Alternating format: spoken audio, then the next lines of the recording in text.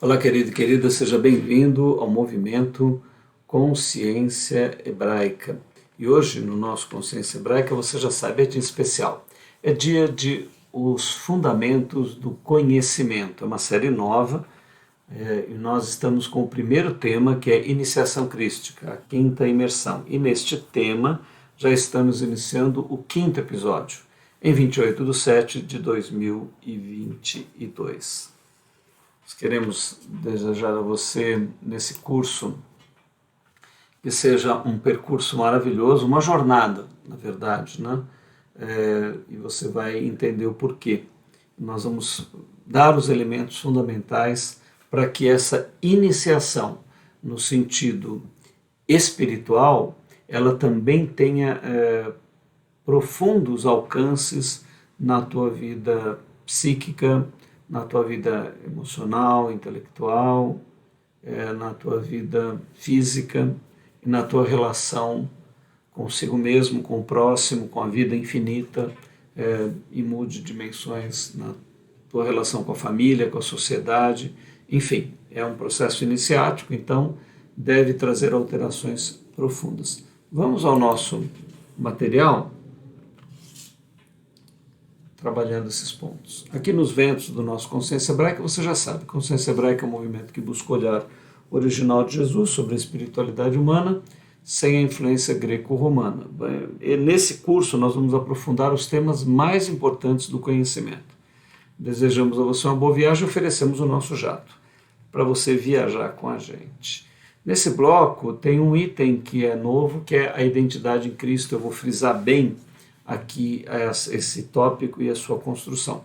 E os outros que nós já estamos vendo, né? Compreendendo os fundamentos da civilização hebraica, os profetas, a lei, o sacerdócio e o rei, entendendo o nosso lugar como enxertados na videira de Israel, os elementos misteriosos da quarta faculdade, potencialidade humana, que é a faculdade essencial, e nela nós temos a consciência, o arbítrio, a vontade e o amor, e com consequências profundíssimas.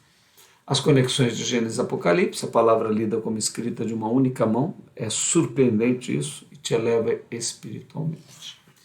Muito bem, aqui nós temos uma imagem que fala acerca de identidade e há ali uma cruz neste polegar que subscreve as linhas das digitais, né?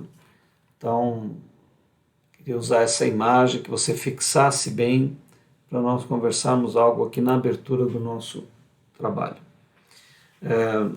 Você tem um nascimento, um primeiro nascimento, que é das entranhas daquela que te gerou, com a influência genética, a influência sociocultural da sociedade e da cultura ao redor, da terra em que você nasce, o idioma que você fala, depois a tua adolescência, quando vem a explosão dos hormônios e uma identidade é consolidada, e aí você se identifica com um time de futebol, você se identifica com política, com cantores, músicos, a arte tem um papel que cresce muito, a sexualidade, enfim, tudo vem numa sequência construindo uma identidade.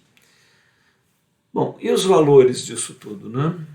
Não sei. Dependendo da família que você teve, dependendo do lugar em que você nasceu, tudo isso pode ficar bastante comprometido. E de um modo geral, o adolescente, mesmo tendo recebido bons fundamentos, às vezes procura caminhos próprios, né? Até por uma necessidade de afirmação identitária, e isso às vezes causa desvios, problemas, às vezes coisas irrecuperáveis, né? A nossa sociedade não tem um processo devido de iniciação da pessoa, principalmente nessa fase de adolescência, né? Tradições mais antigas, como a hebraica, tem o bar mitzvah, que inicia o jovem na sua formação, né, dando esse passo, mas a nossa cultura é muito carente disso, né? Então, há uma necessidade, independente inclusive da boa formação que você tenha tido na sua casa, há uma necessidade quando você desperta espiritualmente pelo teu arbítrio, pela tua escolha e pela tua decisão, né? E nós temos a compreensão de batizar pessoas adultas, né? Pessoas que já passaram dos 12, 13 anos, no mínimo, e que tomam uma decisão consciente, uma decisão o máximo possível consciente, né? E quando a pessoa toma essa decisão, toma esse posicionamento, é necessário um novo nascimento. Praticamente é isso que acontece. Necessário vos é nascer de novo, Jesus ensina. E é uma grande possibilidade ligada ao autoconhecimento. Porque essa nova identidade, ela será construída iniciaticamente, né? Ou seja, você vai fazer a iniciação como um discípulo de Jesus, você vai tomar essa decisão, você vai se posicionar no mundo espiritual. Aqui, inclusive, nós vamos dar para você os elementos nesse curso de quais as tuas novas raízes. Então você vai receber, você vai ser enxertado na videira de Israel, você vai conhecer um pouco da história hebraica, você vai conhecer quem é o teu mestre, Jesus, você vai compreender como que ele apresenta a realidade para nós, seres humanos, quais são os valores, né, na área física, emocional, mental, espiritual, social, cultural, né? Você vai receber uma nova cosmovisão e a tua sexualidade, a maneira de você se colocar no mundo, de você se vestir, de você se comportar, de você falar, tudo isso vai passar por alterações, vai passar por mudanças, por transformações. É isso que significa metanoia, né? Conversão, arrependimento, você ganhar uma nova vida através do Senhor Jesus, através do Evangelho. Então nós queremos dar nesse curso, para você que está tomando essa decisão, que está se batizando, nós queremos dar todos esses elementos. Por isso que nós vamos fazê-lo tranquilamente, nós vamos fundamentar bem, e aqui nós vamos tratar da identidade. Então, por exemplo, este tema que nós estamos vendo, né, que são os 4 fundamentos que formam a nação hebraica, né, que são os profetas, os sacerdotes, os reis, né, nós vamos ver, inclusive, agora no decorrer, o sacerdócio da ordem de Melquisedeque, né, que é uma das peças fundamentais que encerra a visão hebraica, né? E vamos compreender o contexto da lei, que é importante entender qual que é a extensão da lei. Por isso que nós estamos com esse slide de identidade. É importante que você, ao se tornar um discípulo de Jesus, ao realizar a sua iniciação, ao celebrar com o pão e com o vinho, que é o passo seguinte após você se batizar, né? Então você participar do corpo e do sangue do teu Messias, daquele que te deu carne e sangue para que você seja transformado. Então essa mudança, essa transformação, essa iniciação, essa possibilidade dada pelo Messias hebreu vai construir uma nova identidade em você. E nós estamos aqui para abrir as Escrituras para você e mostrar os fundamentos desta nova identidade, né? Onde é que ela está com raízes. Aí a minha identidade antiga. Bom, ela vai continuar aí, né, na tua natureza anticrística, ela vai continuar procurando recuperar a cabeça dela, né, porque ela vai perder a cabeça, né, como se tivesse 2 corpos e uma cabeça só, que aquele nosso gráfico mostra, né? Olha aqui, ó, nesse gráfico da consciência, a gente vê aqui o nosso elemento. Ó. Você tem uma consciência, tá vendo? E 2 corpos, né? Ó. O corpo anticrístico e o corpo crístico. Né? Nós nascemos com a consciência aqui, ó. Nascemos mortos espiritualmente. Né? Agora nós somos arrancados do reino das trevas e transportados para o reino do Filho do seu amor, que é essa qualidade. Esse é o céu que há em nós, né? Aqui é o inferno que há em nós. Nós nascemos aqui. Então a nossa consciência, quando nós nos convertemos, ela é retirada daqui e essa parte perde a cabeça fica aqui. E ela vai fazer de tudo para recuperar esta cabeça, né? Então, esse é o trabalho que você vai ter para frente, conservar a cabeça na tua natureza crística, fazendo ela prevalecer até a tua morte, até a finalização, né? Ao que vencer, né? Quem for fiel até o fim, né? Então, tudo isso são promessas do Messias e nós vamos ver aqui. Por isso que é importante a tua identidade em Cristo, né? Ela ser bem fundamentada, bem firmada. E qual é o fundamento dessa nova identidade? É a palavra de Deus, né? São os textos de Gênesis a Apocalipse. É a vivência desses textos. É o consenso de homens e mulheres que testificam da verdade desse texto e que o vivem. Então aí forma o conjunto de discípulos reunidos ao redor da palavra, com o discernimento do Espírito Santo, compreendendo os papéis da consagração, da santidade, da dedicação, né? E a luta que tudo isso proporciona, porque a tua natureza anticrística só é retirada na morte. Então você vai ter uma jornada, né? E você vai permanecer com a cabeça na tua natureza crística, sofrendo os avanços, as tentativas da tua natureza anticrística de recuperar, né, a cabeça. Você antes estava com a cabeça lá no anticrístico, né? E o que aconteceu? O teu crístico bombardeou, você foi ouvindo as escrituras, alguém foi falar para você do propósito de Deus, né? E aí isso foi sendo bombardeado, e aí a tua consciência veio para cá, para o crístico. Aí você aceita Jesus, a toda essa mudança.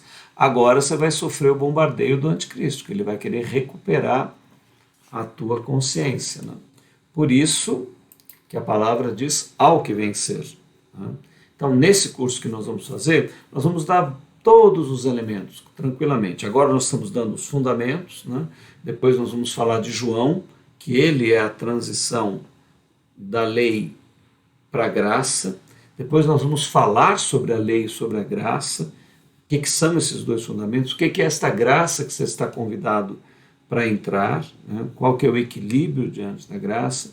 Depois nós vamos falar da vida da pessoa que recebe essa graça, como que ela vai transformando o viver, vai modificando o vocabulário, as palavras, a tua maneira de estar no mundo, né? De se vestir, de você pensar, de você agir, a tua sexualidade, a tua vida espiritual, a tua questão com alimentação, ou seja, no sentido de que vai haver um equilíbrio, né?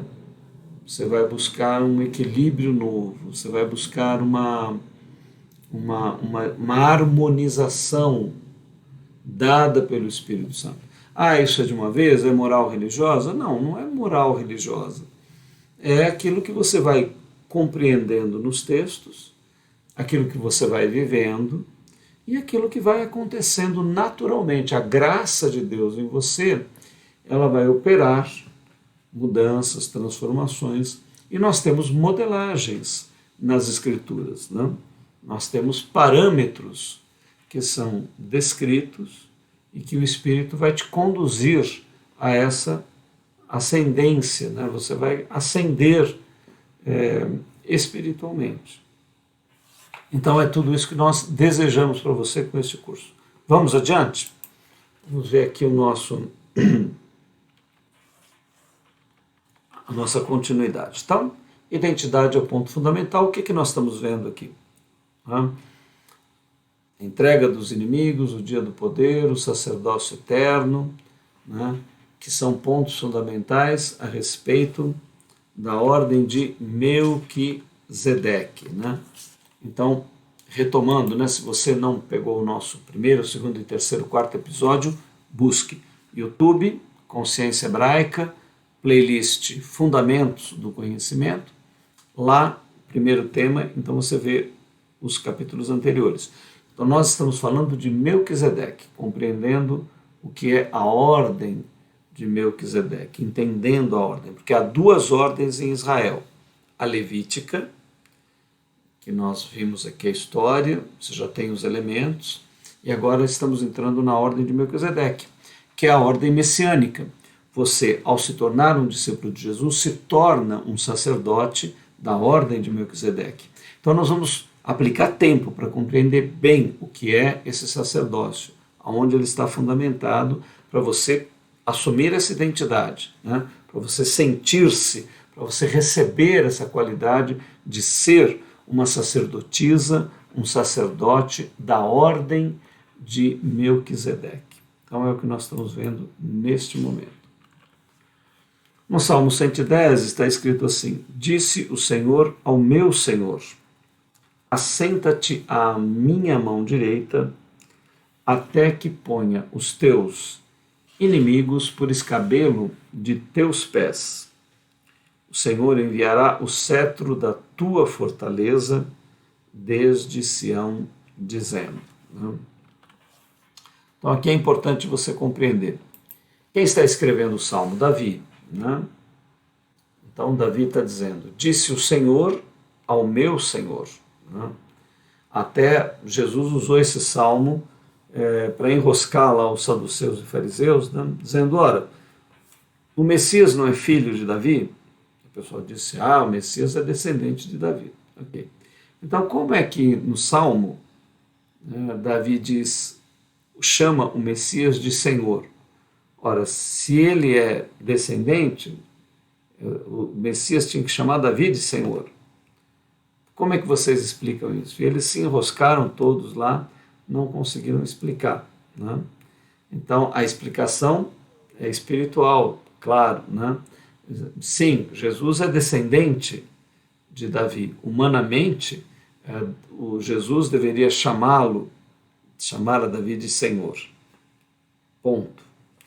Mas o Messias transcendido, que é o caso desse salmo, e aí eles não tinham esse conhecimento, o Messias transcendido se torna o primogênito e unigênito de Deus, se torna o cumpridor de Gênesis 1:26. Então agora ele é o Senhor espiritual de Davi. Apesar dele ter procedido de Davi, ele passa Davi espiritualmente, ele se torna o Messias de Davi, o Deus de Davi, o Salvador de Davi. E é por isso então que Davi disse, o Senhor, que é Deus, Yahvé Elohim Adonai, disse ao meu Senhor o Messias, que é Jesus o Cristo. Então, essa é a posição correta do entendimento do Salmo.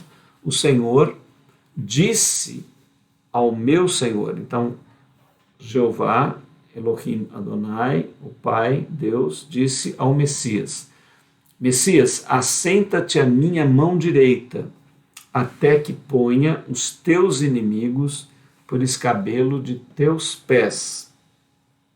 O Senhor enviará o cetro da tua fortaleza desde Sião, dizendo. Olha, então, uma coisa importante aqui, o Senhor transcendeu, então, ele foi gerado novo, foi crucificado, ficou morto 3 dias, foi gerado novo, a imagem e a semelhança de Yahvé Elohim Adonai, passa 40 dias aqui, e ele depois transcende, diante de quase 500 irmãos lá na Galileia, ele flutua, o corpo dele fica luminoso e ele transcende, sai da dimensão temporal e vai para a dimensão atemporal, se tornando o primeiro templo da Suprema Divindade. Ótimo, ok, excelente. Agora, ele não vai ter mais um papel ativo na criação. É isso que esse salmo está dizendo. Olhando aqui para o nosso gráfico, você vai compreender que o Messias está aqui, passa por todo o processo, é gerado Filho de Deus, mas ainda precisa transcender. Depois ele transcende, passa aqui o Rio Jordão, aqui para baixo é tempo, daqui para cima é o atemporal. Então Jesus vai para o atemporal e aqui ele se torna o primeiro templo vivo da Suprema Divindade, que se derrama toda nele.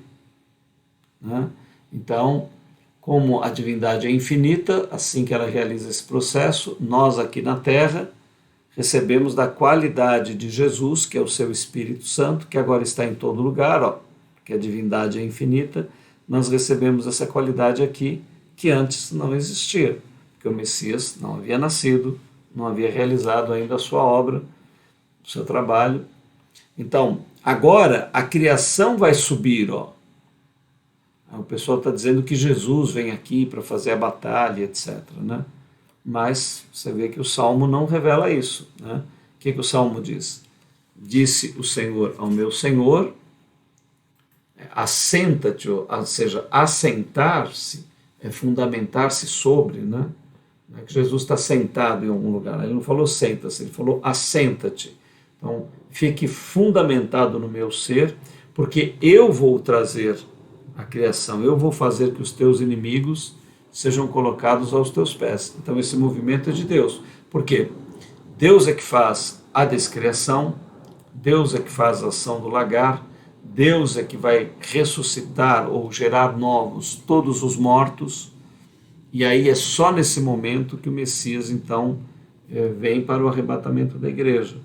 E depois ainda vai ter o milênio, e depois Deus é que faz a demolição do abismo, colocando, enfim, o fim à batalha do Armagedon, né, em figuras proféticas. Então esse salmo trata de tudo isso. Se você não entendeu o Apocalipse nas fases fundamentais, você vai ler esse salmo e não consegue entendê-lo. Então aqui, voltando para o nosso gráfico, né, o que a gente vê? Deus vai fazer esses movimentos. Aí ele vai fazer a descriação, depois ele traz a vida, depois ao final ele desmonta o abismo, que é Satanás, a morte, o tempo. Né? Então é isso que ele está revelando nesse salmo. Vamos voltar aqui ao salmo, e aí você vai entender bem. Ó. Disse o Senhor ao meu Senhor, agora assenta-te, não vai ter mais ação tua, à minha mão direita é destra, é habilidade, então Jesus é o principal de Deus, até que ponha os teus inimigos. Quem são os inimigos de Jesus? Infelizmente, né, toda a humanidade que não aceitá-lo, desprezá-lo, né? Porque não aceitá-lo significa ir contra ele. Né? Jesus disse, olha, quem comigo não ajunta, espalha. Aí não tem PSDB, não tem em cima do muro. Né? Ou é uma coisa ou outra. Então, se você não ajuntar com Jesus, você automaticamente está espalhando. Se você não é amigo de Jesus, você está se tornando inimigo dele. Não que ele tenha inimigos, mas as pessoas se fazem inimigo deles. E o inimigo dele, infelizmente, perece no tempo. Né? Então, a divindade está relatando esse fato. Ó. Disse o Senhor ao meu Senhor, assenta-te à minha mão direita até que ponha os teus inimigos por estrado, né? Para que você pise com os teus pés. Ó. Mas o Pai de divino amor e bondade, ternura e tudo vai fazer isso com uma parte da humanidade? Não é Ele que está fazendo, né? Isso são figuras dizendo para a humanidade agora, vocês quem puderem estar me ouvindo, vai saber que se não se harmonizar com o Messias, né, vai ficar nessa posição. Por quê? Porque se torna um inimigo. Né? Então não é que Deus faz isso com a pessoa se coloca nessa qualidade, e aí não tem outro resultado, né, infelizmente. Por isso, cabeça dos seus pés. O Senhor enviará o cetro da tua fortaleza desde Sião. Zion, né? O Sião representa os filhos gerados à imagem e à semelhança de Deus. Então, o cetro de Deus, ou seja, aquilo que representa o poder de Deus, vem da geração dos seus filhos. Né? Todo o seu poder é manifesto nesse sentido. Dali vem o cetro de Deus. Né? Quem não ganhou essa qualidade, enfim, se coloca contra isso. É o que o Salmo está revelando. Então aqui disse o Senhor a meu Senhor. O Senhor enviará o cetro da tua fortaleza desde Sião, dizendo, domina no meio dos teus inimigos. O teu povo será muito voluntário no dia do teu poder, com trajes de santidade. Eles virão, né, como vindos, né, em figura do próprio seio da alva. Tu tens o orvalho da tua mocidade com eles. Né? Ó, então, perceba aqui nesse texto, que ele está falando dos outros seres humanos gerados à imagem e semelhança de Deus. Por quê? Deus gerou o seu primeiro filho, mas não vai gerar mais? Vai. Tá? Agora somos nós, é a nossa vez, né? A minha vez, é a tua vez, é o que eu espero. Né? Então nós estamos vivendo, nós estamos firmando, estamos fidelizando, estamos confessando, estamos recebendo a graça, né? Com humildade, nos humilhando no sentido de saber que não é o nosso ego que produz essas coisas, mas nos colocamos como objeto da graça de Deus nessa posição. Então isso tudo nos dá essa qualidade em humildade, em amor, né? E é a nossa vez. Então diz aqui, o Senhor enviará o cetro da tua fortaleza desde Sião, dizendo, domina no meio dos teus inimigos, né? O teu povo será muito voluntário no dia do teu poder.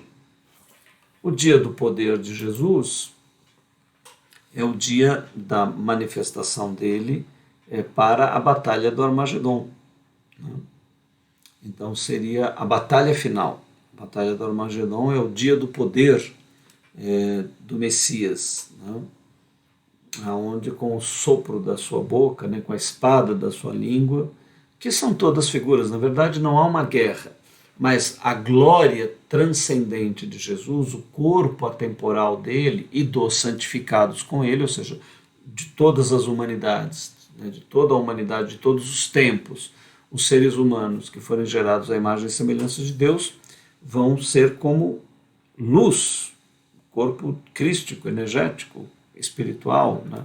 Então aqui deixa claro a imagem, no dia do teu poder, então batalha do Armagedon, com trajes de santidade.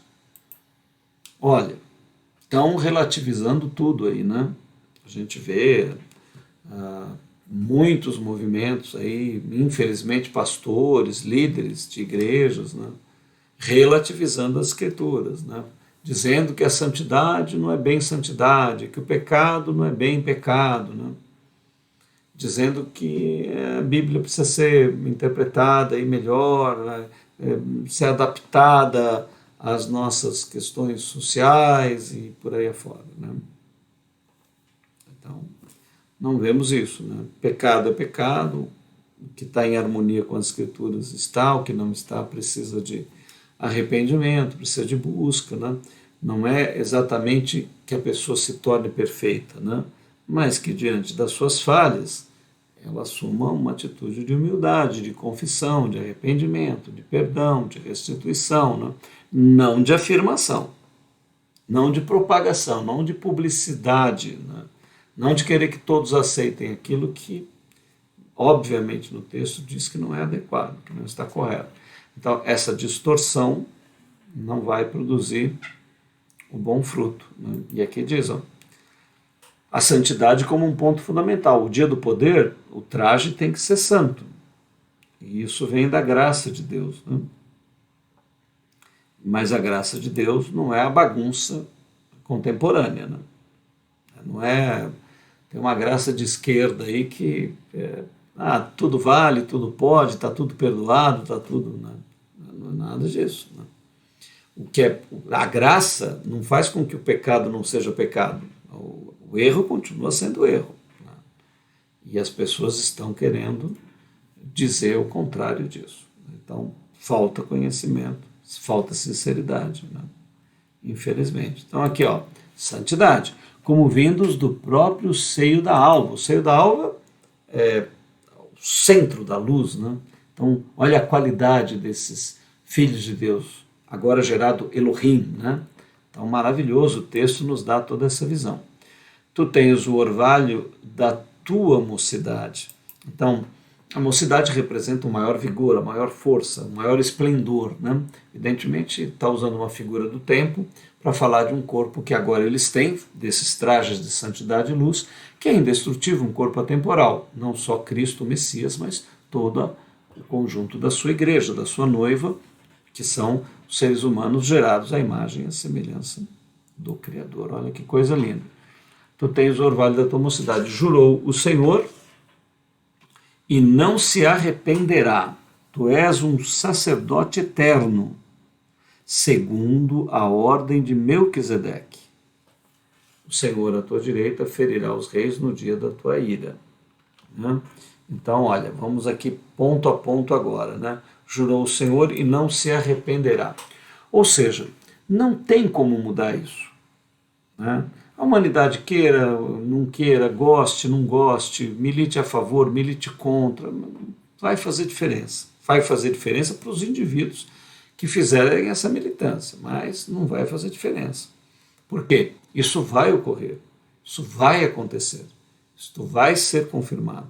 O melhor é nós agora no tempo entendermos isso e nos alinharmos com Yahvé Elohim Adonai, com Yeshua HaMashiach, ou seja, com o nosso querido Abba Pai, o nosso Pai querido, e com Jesus, o Messias de Deus. Né? A decisão mais sábia a fazer. Então ele diz aqui, tu és um sacerdote eterno. Né?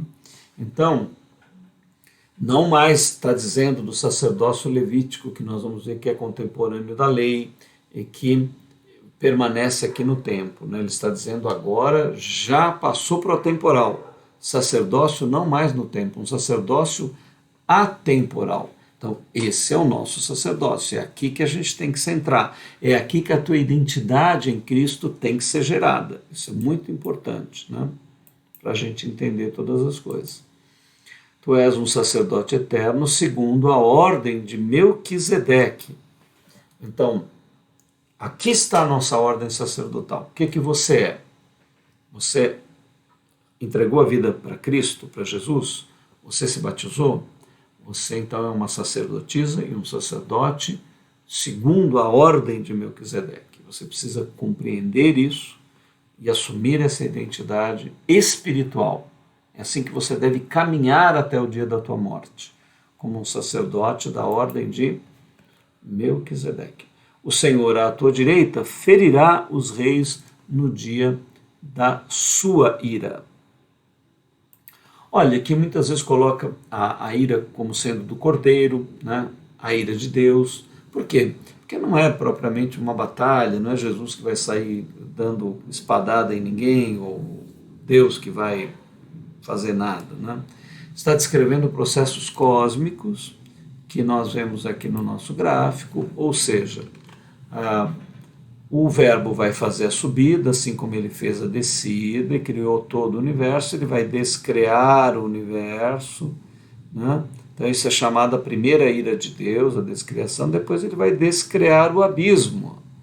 Então aqui tem a derrota final. O corpo humano que foi formado dessa qualidade anticrística não passa o tempo, fica preso no tempo. Então, isso é a ira de Deus, é a destruição, é descrito como ira. Não é que Deus está nervoso, não é que Deus tenha raiva de ninguém, não se trata de um ato belicoso, de raiva, de agarrar, de bater em alguém, de fazer sofrer. Não. Mas a matéria vai transcender. A glória de Deus vai inundar o infinito com os seus filhos. E o tempo vai ser descreado. E isso é representado como a ira, como a batalha do Armagedon e como sofrimento. Por quê? Porque quem tiver um corpo temporal vai ver o seu corpo dissolvendo, entrando na segunda morte. E é horrendo, né? Isso é horrendo. Paulo, nós vamos ler esse texto mais adiante, diz, horrenda coisa é cair nas mãos do Deus vivo na ira de Deus. Né? Por quê? Está falando em segunda morte, a morte espiritual. Ah, mas eu creio num Deus bonzinho, velhinho, e na evolução, que todo mundo vai, no final tá tudo bem, vai dar tudo certo, e vai ter tudo fadinha, todo mundo voando com roupa branquinha, e com batas, e tá tudo... Bom, aí você acredita no que você quiser, né?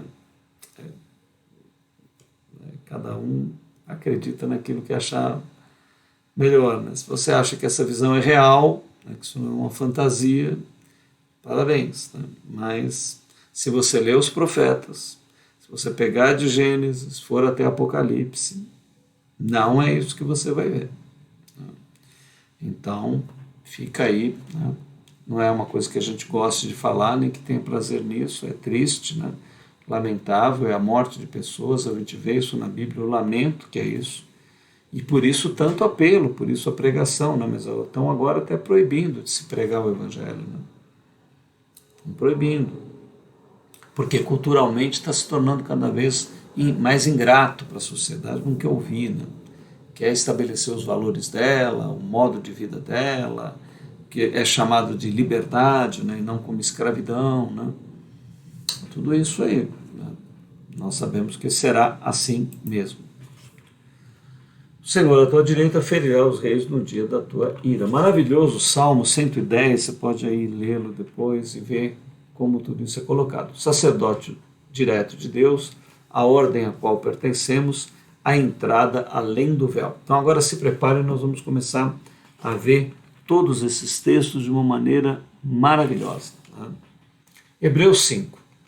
Porque todo sumo sacerdote tomado dentre os homens é constituído a favor dos homens nas coisas concernentes a Deus, para que ofereça dons e sacrifícios pelos pecados, podendo ele compadecer-se devidamente dos ignorantes, compadecer-se, né? Podendo ele compadecer-se devidamente dos ignorantes e errados, porquanto também ele mesmo está rodeado de fraqueza e por essa razão deve ele, tanto pelo povo como por si mesmo, oferecer sacrifício pelos pecados.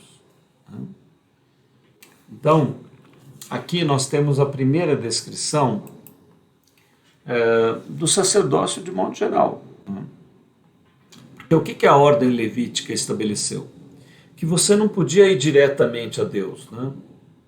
Você dependia de um intermediário, que era um intermediário humano. Mas esse intermediário que simbolizava aquele que estaria na presença de Deus era problemático, porque ele era como você, tão pecador como você, era tão falho como você, precisava oferecer primeiro por ele, pelos pecados dele, estava no mesmo nível que você.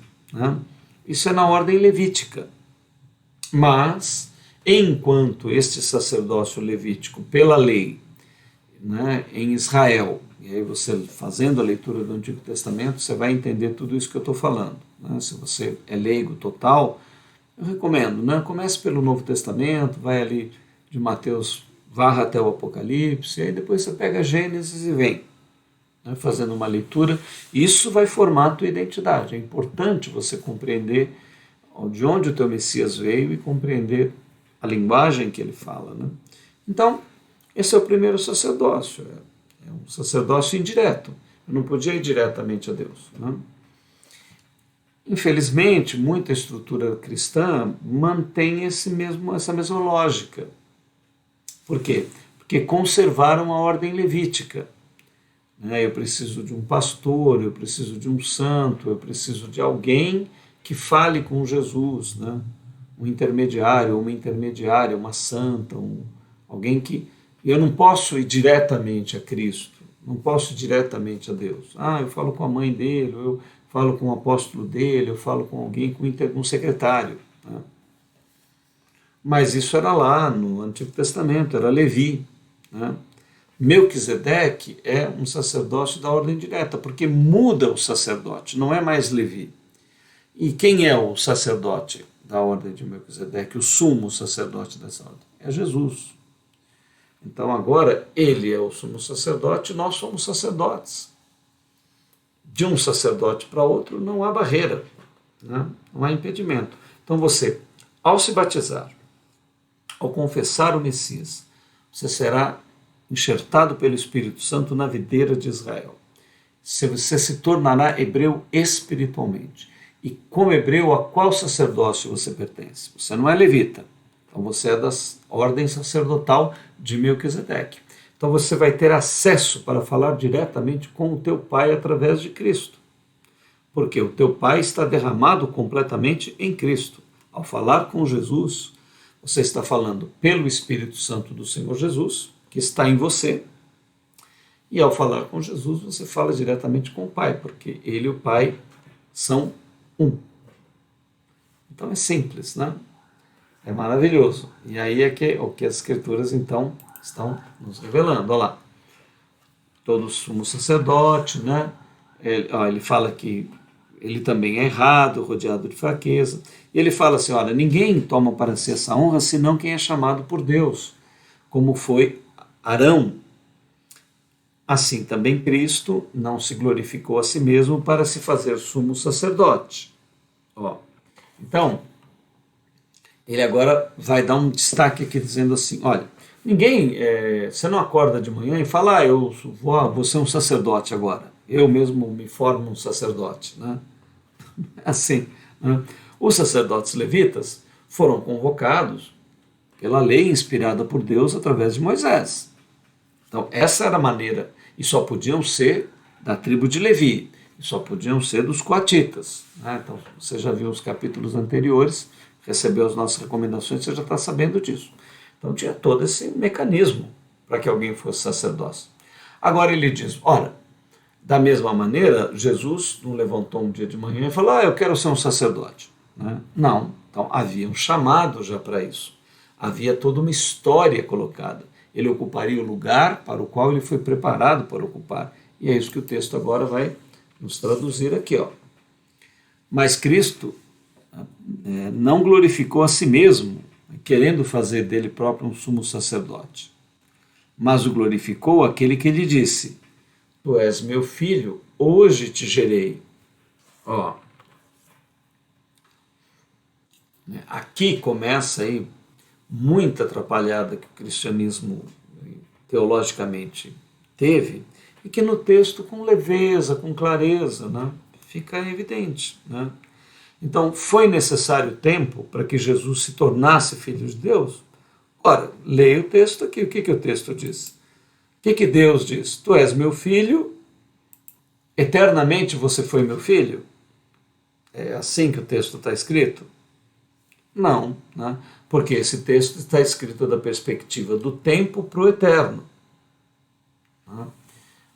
E nós precisamos saber qual é a leitura ideal para nós. Você não está no eterno, você está no tempo. Então você precisa ler as coisas do tempo para o eterno. Muitas vezes as escrituras hebraicas falam do eterno para o tempo. E aí cria essa confusão teológica. Então nós vamos ler corretamente, da nossa posição. Nós estamos no tempo. No atemporal, nós já somos filhos de Deus. Eu creio que você já foi gerado à imagem e semelhança de Deus. Do atemporal para o tempo. Você já está lá, nas bodas do Cordeiro, já está lá na dimensão. Mas não é essa leitura que eu te recomendo agora. A leitura, isso é uma leitura profética. A leitura que eu te recomendo agora é a do tempo. No tempo, você é um ser humano, filho de Adão, descendente da humanidade, mas há um potencial em você. Um potencial de que você será gerado à imagem e semelhança de Deus, cumprindo Gênesis 1:26. Então é essa perspectiva. Nesta perspectiva, no Antigo Testamento, Jesus ainda não havia nascido. Então, ele não era filho de Deus. Depois, ele estava sendo preparado geneticamente, pela circuncisão, pelo alinhamento dos genes, até José e Maria, até ele nascer. Menino, se formar, adolescente, jovem, homem.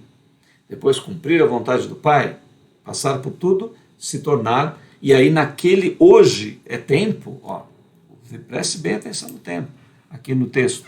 Tu és meu filho, hoje te gerei. Então, foi necessário tempo? Antes Jesus não era e depois ele passou a ser? Sim, essa é a perspectiva do tempo. E é importante você compreender isso. Como também, em outro lugar, diz, tu és sacerdote para sempre, segundo a ordem de Melquisedeque. Jesus sempre foi sacerdote da ordem de Melquisedeque? Jesus sempre foi gerado à imagem e semelhança de Deus? Sim, da perspectiva do atemporal para o tempo, né? Se você está aqui, e aqui é o tempo, né? Então é uma perspectiva. Se você está aqui e é o atemporal, quando você chegar aqui, teve um dia que você nunca esteve aí? Não, porque lá não tem antes, nem depois, nem durante. Né? Mas você pode viver agora com essa visão? Como profecia, sim. Mas agora você está aqui no tempo, né? Você está no tempo, então tem que enxergar as coisas temporalmente. E aqui é o que a palavra diz, ó. Tu és meu filho, hoje te gerei. Como também em outro lugar diz, tu és sacerdote para sempre, segundo a ordem de Melquisedeque, o qual... Então, o qual quem? Então, agora eu queria ler com você esse texto de Hebreus, né, te instruindo a uma leitura espiritual do texto. Vamos fazer perguntas e o próprio texto vai responder. Né? Vamos fazendo as perguntas. O que está escrito nota não está na Bíblia, é uma anotação minha, despertando você para ler o texto, perguntando para o texto. Então, aqui, ó, o que o texto diz? O qual quem? Jesus, né? Então, Jesus, nos dias da sua carne. Né? Então, quais foram esses dias? Ó, você percebe como o texto te coloca na posição correta? Está falando do atemporal? Não. Dias da carne de Jesus, da natureza humana dele, você está olhando do tempo para o eterno. Então, nós temos que ter a perspectiva do tempo agora. Né? Então, o qual, quem? Jesus, nos dias da sua carne. Vamos colocar aqui o texto. Né? Então, os dias da sua natureza humana, né? Principalmente o período dos 12 aos 30. Né? Por quê? O que Jesus ficou fazendo nesse período? Né? Tem muita fantasia aí, muita gente, não, foi para o Tibete, foi para o Egito, foi para a Índia, foi para a América do Sul, foi para viajar. Não, Jesus ficou numa viagem dentro dele, ele não precisava ir para lugar nenhum, ele mergulhou dentro do reino do céu que havia dentro dele, e ali ele teve, então, alcançou as maiores altitudes com Deus, ele foi instruído pelo Deus, que era o Deus de Israel. Né? Então, qual que seria o período mais difícil? Né? Óbvio, com a explosão da adolescência, com os hormônios, né, que transformam a vida humana, caracterizam a pessoa como masculino, como feminino. Então vem a sexualidade, toda a questão envolvida no nosso ego, fortalecimento do nosso ego. Então tem tudo isso, acontece muito na juventude, né? Uma fase perigosa, uma fase das mais difíceis. Né? Quando que a pessoa acaba assim amadurecendo? Né? Hoje a neurociência fala que entre 21 anos, mais ou menos, né? Que todos os processos cognitivos estão prontos. Mas e o exercício da maturidade emocional? Você pode pôr mais uns 7 anos aí. Né?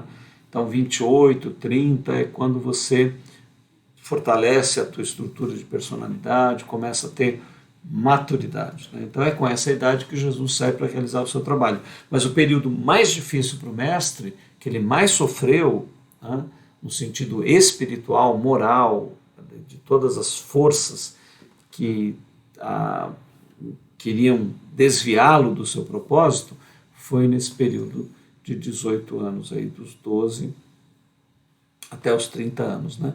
E 18 dá 8 e 1 dá 9, que foi o período então em que ele se cristificou.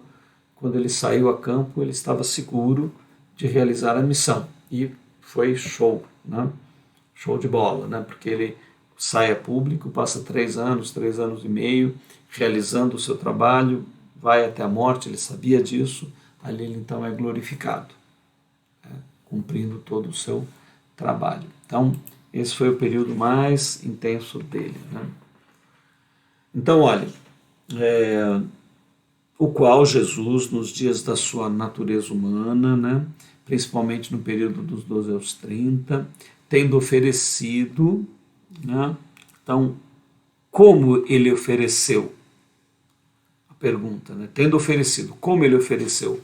Com grande clamor e lágrimas.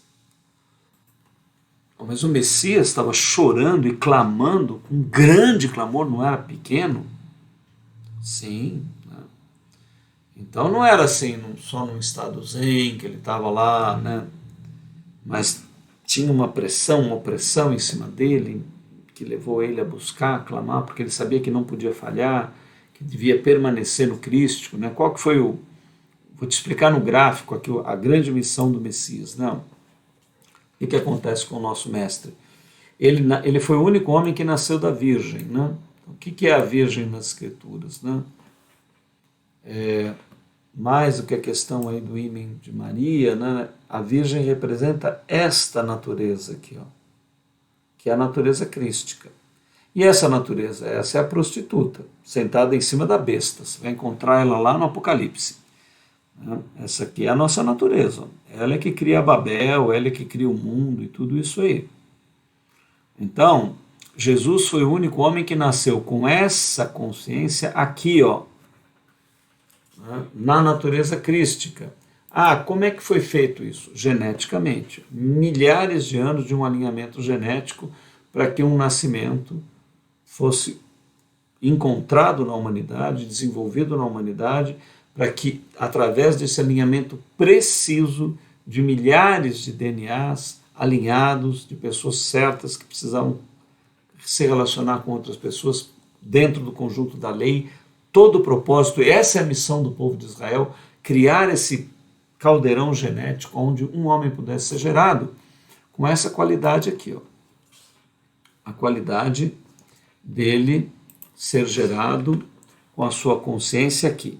Então ele nasce da Virgem, que é o reino dos céus, que é o Espírito Santo, que é a qualidade de santificação. Ele nasce na santidade, vive na santidade e morre na santidade. Essa natureza tentou atrair ele, né, mais Satanás, mais os demônios aqui, tudo operando nessa natureza dele, querendo que ele fizesse o quê? Que ele cedesse, que ele pecasse. Porque se a consciência dele, uma vez atendesse à natureza anticrística dele, seja por influência de alguém, de entidades ou de qualquer coisa, mas que ele atendesse, ele pecaria. Se ele pecasse, ele não era o cordeiro sem mácula, né? Quando, como João Batista ouviu, o que ele falou? Eis o Cordeiro de Deus que tira o pecado do mundo. Por quê? Porque ele não tinha pecado. O único ser humano que consta na história humana, que nunca transgrediu, nunca deixou a sua consciência ser seduzida pela sua natureza crística. E geneticamente também o único que nasceu da Virgem, né? Dessa natureza aqui do gráfico. Então Jesus nasce aqui, vive aqui, morre aqui. Aí a morte tira essa natureza hereditária dele e dessa qualidade o gera a imagem e semelhança de Deus, né? E agora nós estamos vendo o ponto aqui onde ele está sofrendo todo esse processo, querendo desviá-lo, né? Olha aqui, ó. Tendo oferecido como? Né? Com grande clamor e lágrimas. O que ele ofereceu? Ele ofereceu orações e súplicas. A quem ele ofereceu? Então você tem que fazer essas perguntas. E o texto vai respondendo, né? Ele ofereceu, com grande clamor e lágrimas, orações, e ele suplicava ao que o podia livrar da morte. Ora, quem é que o podia livrar da morte? E que morte é essa? Você tem que perguntar para o texto, né? Então nós vamos dizer que o que podia livrar ele da morte era Deus. Então, para quem ele ofereceu? Com clamor e chorando, com fortes lágrimas. Ofereceu a Deus. Né? O quê? Orações e súplicas. Mas ele tinha medo da primeira morte?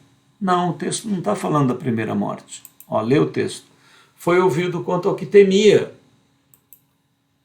Ora, mas Jesus temia? Sim, ele temia. Então quer dizer que ele podia fracassar? Sim, ele podia fracassar. Senão ele não estava clamando desse jeito. Então essa ideia, não, ele nasceu perfeito, viveu perfeito. Sim, ele nasceu em qualidade, mas ele tinha a natureza anticrística, ele podia transgredir, ele tinha arbítrio. Então ele podia errar, ele podia pecar, ele podia falhar. O texto é claro em dizer, ele foi ouvido quanto ao que temia. Ora, se fosse a morte de cruz que ele temia, então ele não morreu na cruz? Não morreu na cruz. Mas o que ele temia? Era a primeira morte? Não, essa não tem jeito, todo mundo que nasceu vai morrer. Você não conhece a história de alguém que não morreu, né? Só muda o processo. Né? Quem foi transladado aí, Elias, Moisés, né? Que a gente entende, mas estão mortos. Não estão em outro lugar fazendo nada. Né? Também as pessoas não entendem isso direito, mas quando a gente estudar agora nessa série aqui, nós vamos ter um tema chamado A Morte e a Condição dos Mortos, imperdível. Se você entender isso bem, limpa milhares de erros, de coisas erradas que estão por aí, que as pessoas não têm entendimento. Então aqui, ó, olha bem o texto. Foi ouvido quanto ao que temia. Então Jesus temia pecar e falhar? Sim. Olha, não a morte de cruz, mas a segunda morte, a morte do seu ser, a morte espiritual, que está lá em Apocalipse. Ainda que era filho, aprendeu a obediência por aquilo que padeceu.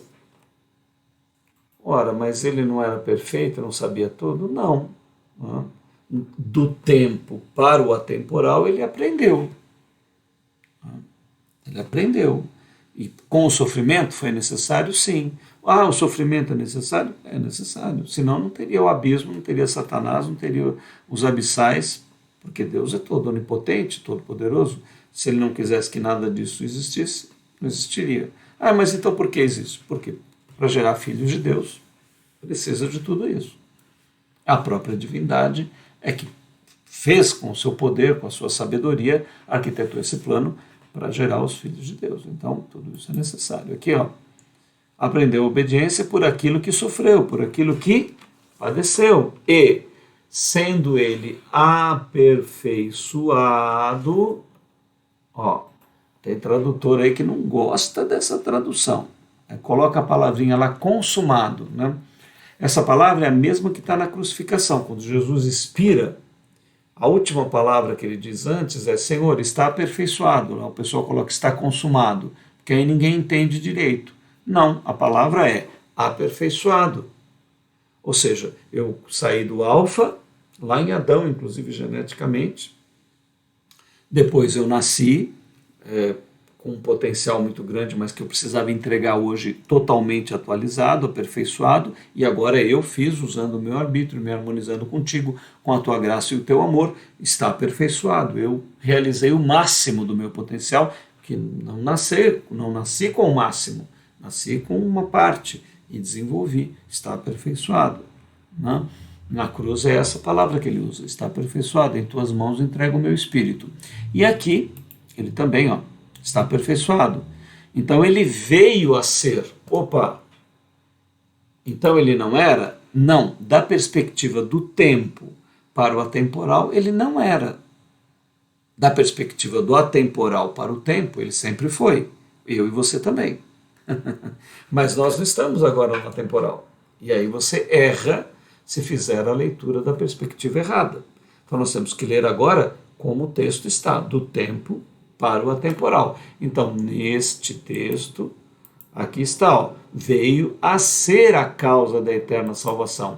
Então, ele podia ter falhado? Sim, podia. Então, ele não era? Não, não era. Mas ele venceu? Sim, ele venceu. E isso é mais maravilhoso ainda. Essa palavra que nós estamos dando, esse estudo, desqualifica Jesus? Não, pelo contrário, o glorifica muito mais. Se ele nasceu perfeito, se ele não tinha perigo nenhum, se ele jamais precisava nem pedir nada, porque já estava tudo feito, então acabou, estava tudo, não tem valor nenhum. Não, ele nasceu, foi produto de uma genética imensa, tinha uma natureza anticrística hereditária, tinha as trevas, ele podia falhar, ele podia errar, ele nasce com potencial, mas ele precisava aperfeiçoar. Esse é o nosso Messias, que sofre, que passa pelo embate da humanidade, da vida e tudo, e com suor, com lágrimas, com orações, com súplicas, ele vence, ele se torna o leão da tribo de Judá, ele tem a vitória. Essa visão o glorifica muito mais, porque ele entrega o Pai, né? Como o Pai mesmo diz, esse é meu filho amado, eu tenho prazer nele, mas por que Deus tem prazer? Por que Deus ama tanto Jesus? Porque Jesus ama o Pai acima de tudo. Então é uma história perfeita do amor de Deus, maravilhosa, né? E nós vemos aqui, ó, veio a ser a causa da eterna salvação. Para quem? Para todos. Então, para todos que lhe obedecem, né? Mas eu sou fraco e pecador. Ok, né? Mas você confessa o seu pecado? Você confessa a sua necessidade de Jesus? Você admite que o que é pecado e que é a graça de Deus que te reveste, e você não se fundamenta nisso, no pecado, né? Mas no perdão e na misericórdia e na confissão do erro, então está tudo bem. Né? Tá tudo bem. Mas, se não for esse o caso, né?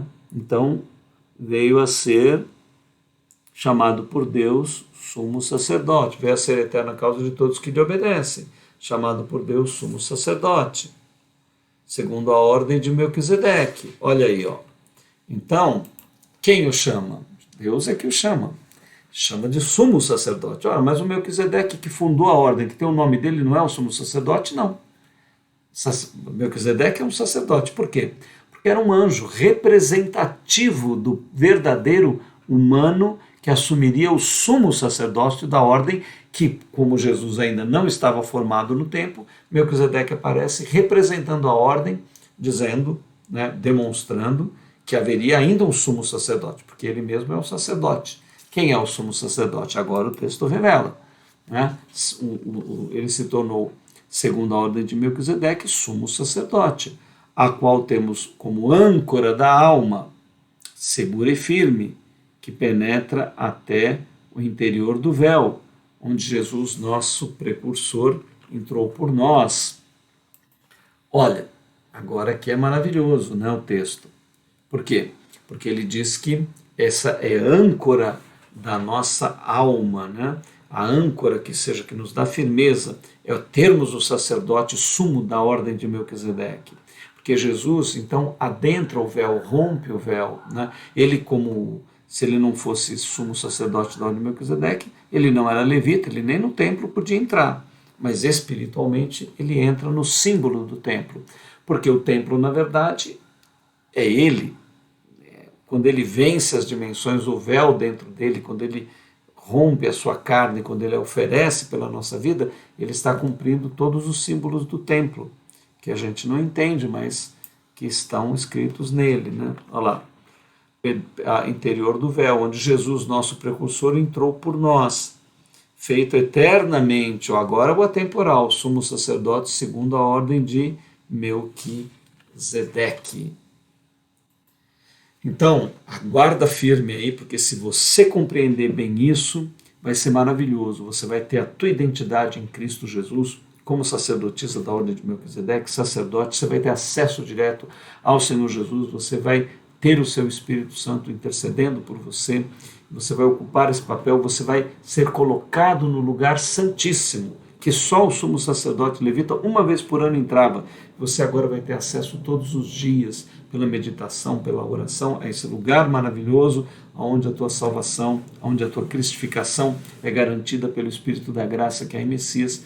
No Messias, e você então é gerado à imagem e semelhança de Deus. Então, veja como é importante você que vai se batizar conhecer tudo isso, né? É fundamental.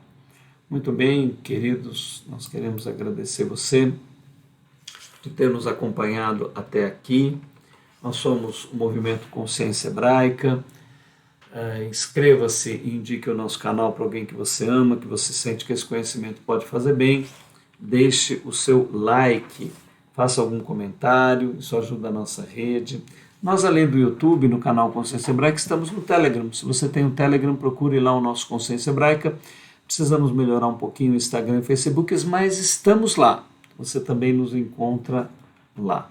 Queremos agradecer você, que esse trabalho possa tocar o teu coração, que Jesus, o Messias, seja o teu Senhor, que o Salem Aleikum, que o Shalom Adonai esteja no teu ser, que você se torne um discípulo de Jesus, que você realize Gênesis 1:26, se tornando a imagem e semelhança de Yahvé Elohim Adonai.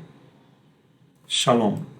Até o nosso próximo encontro, onde nós vamos ver coisas maravilhosas, importantes para a tua formação como discípulo. Até mais.